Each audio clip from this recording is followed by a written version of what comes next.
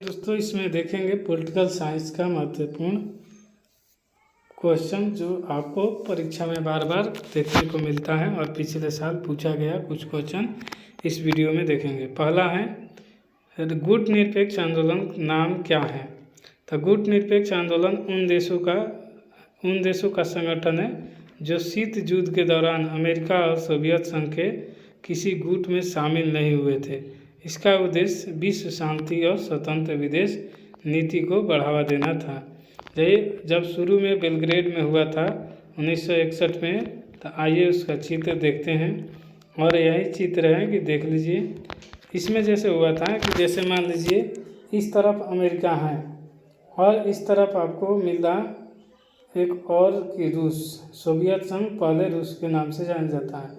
तो इससे आधा देश भाग लिए, इसमें आधा देश भाग लिए, लेकिन कुछ देश बच गए जो किसी भी देश में भाग लेना नहीं चाहते थे। कुछ देश सफा बाहर हो गए।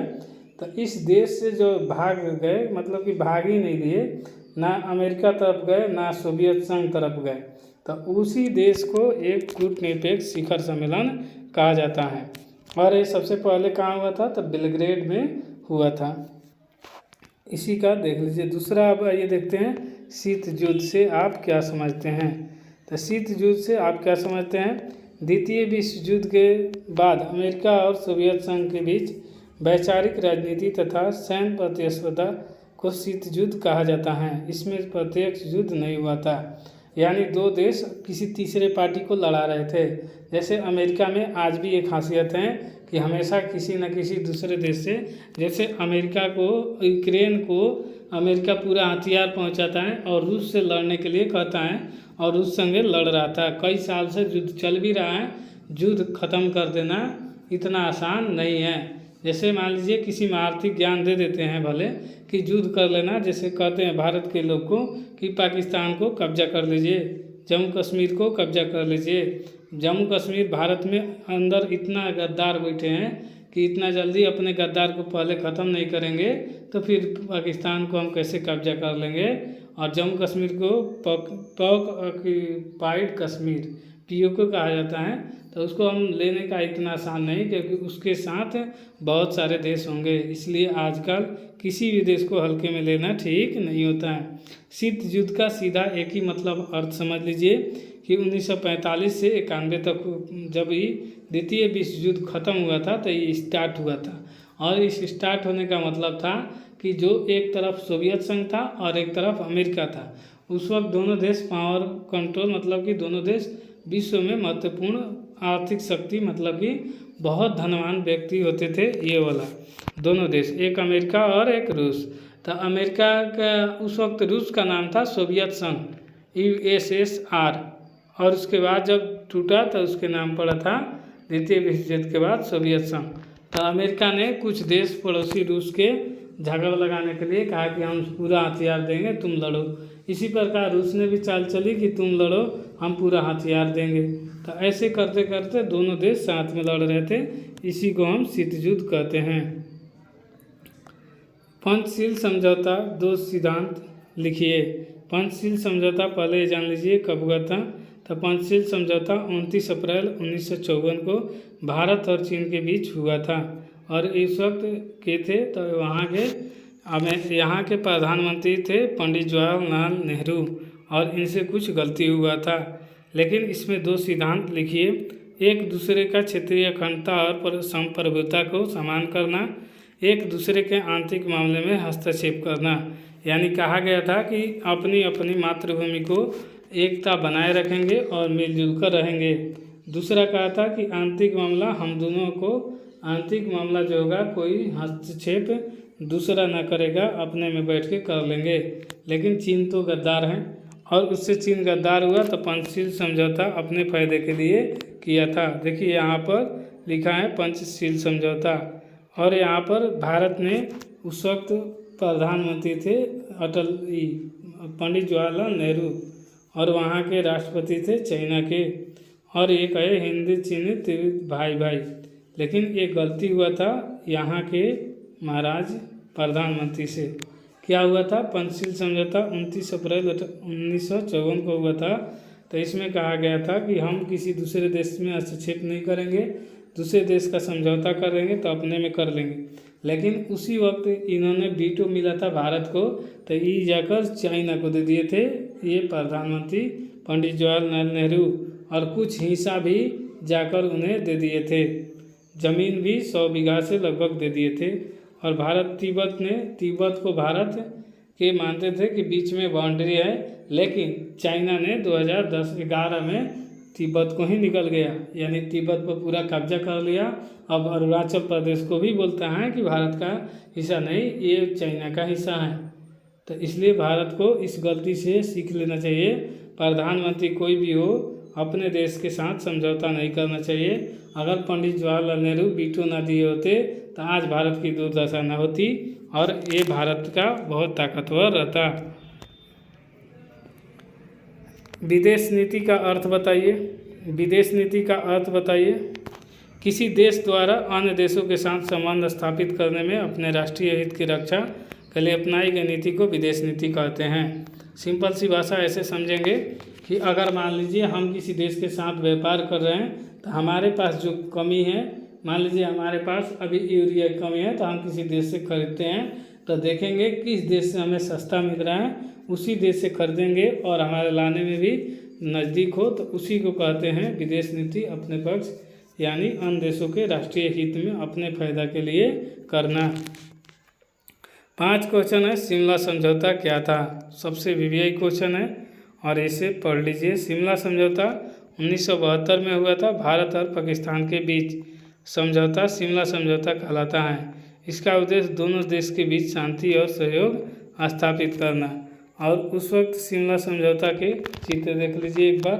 ये थी कौन? एक इंदिरा गांधी थी और एक पाकिस्तान के राष्ट्रपति थे। हालांकि उस वक्त अच्छे थे। शिमला समझौता हुआ था क्योंकि इससे ना तो भारत हालांकि जो जीत गया था, लेकिन फिर भी उसे समझौता कराकर भारत किसी की ज़मीन कब्जा नहीं कर रही थी। और इंदिरा गांधी एक महान प्रधानमंत्री लेडी मैन मानी जाती हैं, सबसे मजबूत प्रधानमंत्री मानी जाती हैं। सार्क का सदस्य देशों के नाम। तो आइए इसे एक बार देख लेते हैं, फिर आपको मैप से समझाएंगे। भारत, पाकिस्तान, बांग्लादेश, नेपाल, भूटान, श्रीलंका, मालदीव और अफगानिस्तान, ये 8 जो देश हैं, ये 8 देश सार्क का सदस्य हैं। और सार्क कैसे बना है तो आपने आइए इस मैप से आपको पता चल जाएगा। देखिए ये मैप है और इस मैप में साफ साफ बुझा जाएगा आपको कि जो भारत के पड़ोसी देश हैं उसी को हम क्या कहते हैं? कहते हैं सार्क का सदस्य। जैसे मान लीजिए हमारा ऊपर अफगानिस्तान है, फिर बगल में पाकिस्तान है, फिर नेपाल है और फिर भूटान है और फिर बांग्लादेश है, नीचे में श्रीलंका है, मालदीव है और एक है इंडिया। और यही 8 आपको सार्क का सदस्य हैं। तो ये आप मैप पर याद कर सकते हैं। एक देखिए 3 ऊपर हो गया, 3 यहाँ पर हो गया और फिर 2 नीचे हो गया। यहाँ पर बांग्लादेश है, ये वाला भाग बांग्लादेश है। भारत से 1971 में अलग हुआ और एक नए देश का निर्माण हुआ। अगला क्वेश्चन देखेंगे। संयुक्त राष्ट्र संघ की स्थापना कब हुई? तो संयुक्त राष्ट्र संघ की स्थापना 24 अक्टूबर 1945 ईस्वी को हुआ था। और संयुक्त राष्ट्र का चित्र देख लीजिए एक बार। अगला करा संयुक्त राष्ट्र संघ के 2 उद्देश्य को लिखिए। तो संयुक्त राष्ट्र संघ के 2 उद्देश्य निम्नलिखित हैं। पहला है उसका कार्य क्या है पूछा गया है। तो पहला कार्य है विश्व शांति एवं सुरक्षा बनाए रखना, अंतर्राष्ट्रीय सहयोग का बढ़ाना देना, मतलब कि दूसरे देशों के सहयोग से बढ़ावा देना, एक दूसरे जगह हर मैटर को ठीक करना अंतर्राष्ट्रीय संयुक्त राष्ट्र संघ का काम है। यहाँ पर आए 9वां क्वेश्चन देखेंगे। क्योटो प्रोटोकॉल क्या है? इससे पहले दोस्तों प्रकाश नॉलेज सॉल्यूशन चैनल पर अगर पहली बार देख रहे हैं तो वीडियो को लाइक शेयर सब्सक्राइब जरूर कर लीजिए। आप आने वाला कोई भी एक टॉपिक बताइए जिस पर आपको कमज़ोर लगता है, उस टॉपिक का वीडियो बना देंगे। एक प्यारा सा कमेंट जरूर कीजिए। और इसी के साथ जो आप फेसबुक पर भी देखेंगे तो PKS है एक चैनल, तो वहाँ पर भी आप देख रहे हैं तो PKS पर भी सपोर्ट बनाइए और फॉलो कर लीजिए। आइए अब इसको देख लेते हैं। क्योटो प्रोटोकॉल क्यों हुआ था? तो क्योटो प्रोटोकॉल 1997 में बनाया गया था। एक अंतर्राष्ट्रीय समझौता था जिसका उद्देश्य ग्रीन हाउस गैसों का उत्सर्जन को कम करना। ग्रीन हाउस गैस क्या होता है कि जो ओजोन परत से आने वाली पराबैंगनी किरण है उसे छेद होने से व्यक्ति को सबसे ज़्यादा रोग होना है, और ज़्यादातर व्यक्ति को खराब रोग होने से बचने के लिए अगर त्वचा जैसे कैंसर होती है, ये सब बड़ी बड़ी बीमारियाँ ठीक करने के लिए ग्लोबल वार्मिंग ठीक करना ज़रूरी है, यानी प्रदूषण को कम करना बहुत ज़रूरी है। इसमें क्या क्या हुआ इसका देख लीजिए। क्योटो प्रोटोकॉल का ये चिन्ह कब हुआ था, तो ये हुआ था क्योटो प्रोटोकॉल जो 1997 में हुआ था। तो इसका देखिए, पहला है कि मीथेन को कम करना, गैस को, इंडस्ट्रीज में जो वायु प्रदूषण है इसको कम करना, वार्मिंग मतलब गर्मी की चेतावनी, इकोलॉजी यानी पेड़ पौधे का, इमोशन कार्बन डाइऑक्साइड को ठीक करना, एटमॉस्फेयर समताप मंडल को ठीक करना, फिर इसके बाद गैस को नियंत्रण करना, नाइट्रस ऑक्साइड फ्रीटली करना, फिर ग्लोबल वार्मिंग विश्व को महामारी से बचाना, ग्रीन हाउस गैस का उत्पादन करना, और क्लाइमेट चेंज पृथ्वी का यानी सब समय पर बारिश का होना। ये सब हो गया, इतना इकोसिस्टम में काम था इनका। आइए अब जानते हैं भारतीय राजनीति के जाति की भूमिका बताइए। देखिए, भारतीय राजनीति की जाति की भूमिका बताएं। भारतीय राजनीति में जाति चुनाव, नेतृत्व, चयन और राजनीतिक दलों को नीतियों को प्रभावित करती है। कई राजनीतिक दल जातीय आधार पर समर्थन प्राप्त करते हैं। देखिए, ये सबसे पहले आइए देख लेते हैं। इसका अर्थ समझ लीजिए कि जाति, जिस जाति पर कोई ऐसा दल है जो जाति का ही मतलब कि खाली लेकर ढोता है और वो विकास नहीं करता है, तो ज़्यादा दिन तो चलेगा ही चलेगा, क्योंकि उसके जाति जनसंख्या ज़्यादा है तो चलेगा जब तक। जिस दिन जाति जनसंख्या कम होगा उस दिन अपना कुर्सी त्यागना होगा। भारत में राजनीतिक पार्टी का स्थापना देख लीजिए, और बताएंगे भी कि कौन पार्टी ज़्यादा जाति में रहती है। तो जैसे देखिए, यहाँ पर है भाजपा। भाजपा की स्थापना हुई थी 1980 में, और सबसे मजबूत आजकल के नंबर 1 पार्टी है, क्योंकि इसका सबसे ज़्यादा मजबूत है, अभी भारत में वर्चस्व है। 21 राज्य में इसका जीता हुआ है, और अभी देश में प्रधानमंत्री भी भाजपा के हैं। अब नया पार्टी बनी थी आप 2012 में, और इसका चुनाव चिन्ह है झाड़ू, और ये एक जगह मात्र जीती थी, वो भी दिल्ली में, अब हार गई। अब एक जगह है पंजाब में। बहुत ज़्यादा वादा करती है लेकिन निभाने में सक्षम नहीं है। हालांकि दिल्ली में काम अच्छी की थी एक चीज़ पर, शिक्षा पर।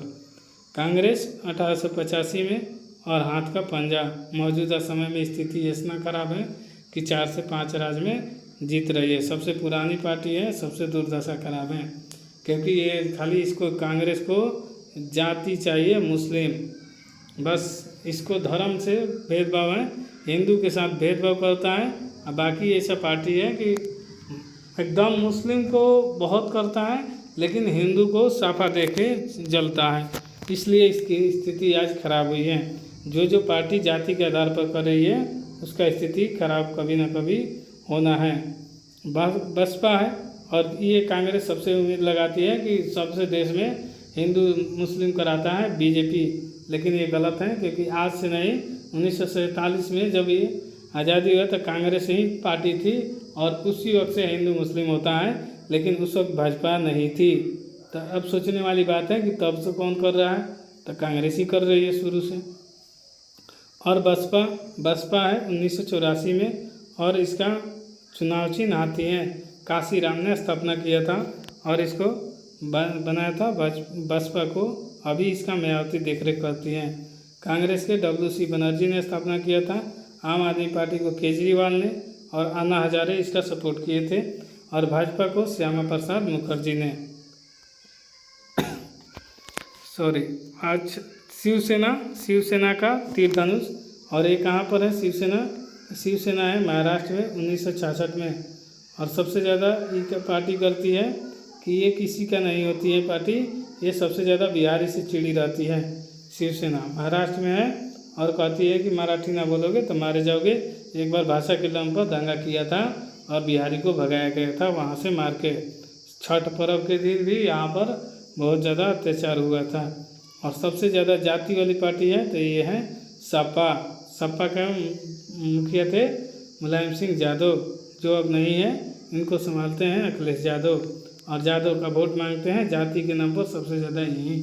और पिछले साल से इनका स्थिति खराब है, 10-15 साल से हार रहे हैं सत्ता में। इनको हराने वाला है योगी आदित्यनाथ। मौजूदा समय में इनका साइकिल अब तक पंचर हो गई है और इनका नाम है समाजवादी पार्टी। स्थापना हुआ है 1992 में और सबसे ज़्यादा वाला जाति वाला पार्टी यही थी। आगे देखिए एनसीपी महाराष्ट्र की पार्टी है और इनका बहुत अच्छे हैं जो है एनसीपी, इनका शॉर्ट में कहा जाता है एनसीपी 1999 में। और ये महाराष्ट्र की पार्टी है, चुनाव चिन्ह घड़ी है। और एक है आरजेडी भी बिहार की सबसे बड़ी पार्टी थी। मौजूदा समय में इसकी स्थिति खराब है क्योंकि ये भी 15 साल से लगातार हार रही है। 15 साल से ऊपर से ही कहिए, इनको नीतीश कुमार ने डुबो दिया पूरी तरह क्योंकि यहीं हराते रहे इसको जेडीयू ने। और 1997 से इस जाति के नाम पर ही बनी पार्टी थी। जब जाति का खाली आरजेडी, आज भी इनका देखिएगा कार्यकर्ता बहुत हैं लेकिन फिर भी इसको जिता नहीं पाते हैं क्योंकि ये अपने ही कारण, क्योंकि हर जगह अत्याचार करते हैं, गरीब के लूटते हैं और धनी भी जाते नहीं। और जब धनी भेंट होता है तो वहाँ भागते हैं, दोनों में से काम करते हैं। और आरजेडी शुरू से ही मतलब चोरी डकैती के नाम में इन्हें सबसे महारत हासिल है। सीपीआई है माले 1925 में सबसे कमज़ोर पार्टी है विश्व के कह रहे हैं भारत की। और इनका अभी भी है पार्टी। टीएमसी है, टीएमसी का अभी हारा हुआ 1998 में। और ये तृणमूल कांग्रेस है और ये फूल है। जेडीयू 2003 में बनी थी और ये है तीर का निशान और इसी ने लंटेन को डुबो दिया। अब आगे देखते हैं कि वैश्वीकरण क्या है। वैश्वीकरण विश्व का एक देशों के बीच आर्थिक, सामाजिक, सांस्कृतिक और तकनीकी संबंधों का विस्तार की प्रक्रिया को वैश्वीकरण कहते हैं। यानी विश्व में आर्थिक रूप मतलब पैसे की कमी ना, सामाजिक हो मतलब सब समाज मिलकर है, सांस्कृतिक अच्छी हो, तकनीकी मतलब टेक्निकल डिग्री हो और इसका विस्तार होते रहे, इसी प्रक्रिया को हम वैश्वीकरण कहते हैं। लोकतंत्र के 2 विशेषताएं को लिखिए। लोकतंत्र में सबसे अच्छा आदत है कि जनता द्वारा चुनी गई सरकार होती है। नागरिक को समान अधिकार और स्वतंत्रता होता है। सब कोई समान बोल सकता है, कर सकता है, जो मर्जी वो ठीक से कर सकते हैं। मौलिक अधिकार क्या है? भारत में संविधान द्वारा नागरिकों को दिए गए मूल अधिकारों को मौलिक अधिकार कहा जाता है। ये नागरिक की स्वतंत्रता और समानता की रक्षा करते हैं, इसी को हम मौलिक अधिकार कहते हैं। मौलिक अधिकार के 6 भाग हैं और ये हमारे जनता को मिला हुआ है। देखिए, पहला है स्वतंत्रता का अधिकार।